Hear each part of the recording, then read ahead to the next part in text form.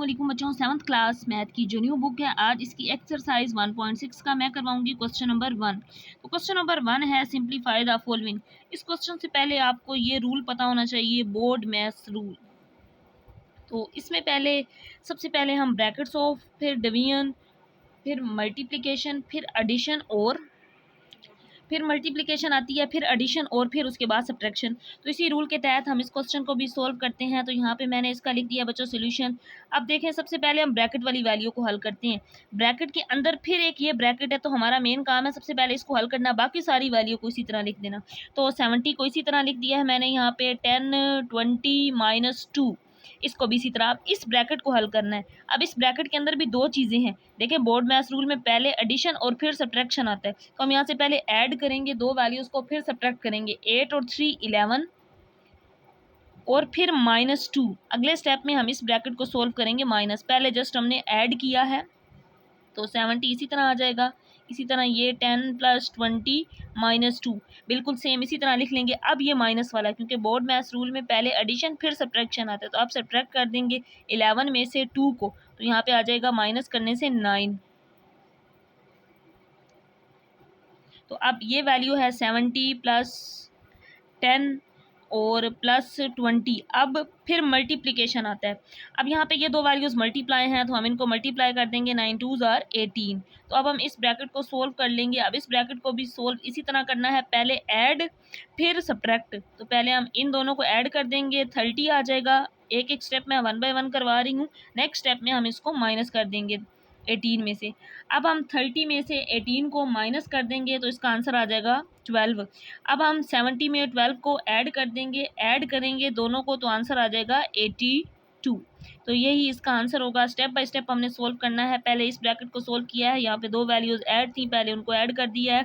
फिर यहाँ पे ये दो सब्ट्रैक्ट हो रही थी, इनको सब्ट्रैक्ट करने से 9 आया, फिर मल्टीप्लाई किया, और फिर यहाँ पे अब पहले ऐड और फिर सब्ट्रैक्ट करने से ये आंसर आ गया। इसी तरह सेम इसका पार्ट नंबर 2 है। नेक्स्ट बच्चों, इसके बाद पार्ट नंबर 2 है, जिसकी स्टेटमेंट मैंने यहाँ पे लिख ली है। अगेन यहाँ पे मैं आपको बता दूँ, हम बोर्ड मैथ्स रूल से ही इसको करेंगे। BODMAS इसको हम कहते हैं। ब्रैकेट्स को सोल्व करते हैं। ब्रैकेट्स ऑफ डिवीजन आता है सबसे पहले, फिर मल्टीप्लिकेशन, फिर एडिशन और फिर सब्ट्रैक्शन। तो यहाँ पे सबसे पहले डिवीजन का काम है।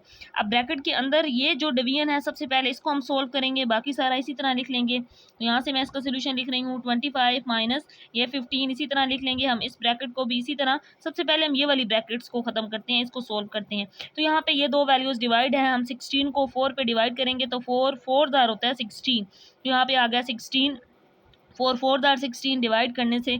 और फिर उसके बाद ये 12 है, इसको इसी तरह लिख देंगे, और ये वाली ब्रैकेट और फिर ये वाली बड़ी ब्रैकेट इसके साथ बंद करके हमने इसको इसी तरह लिख दिया। अब 25 - 15 प्लस, अब ये ब्रैकेट इसी तरह 28। अब यहाँ पे पहले एडिशन आता है, फिर सब्ट्रैक्शन आता है। तो अब यहाँ पे ये दो वैल्यूज़ ऐड हैं, तो हम पहले इनको ऐड कर देंगे। 28 - 12 और 4 कितने होते हैं, 16।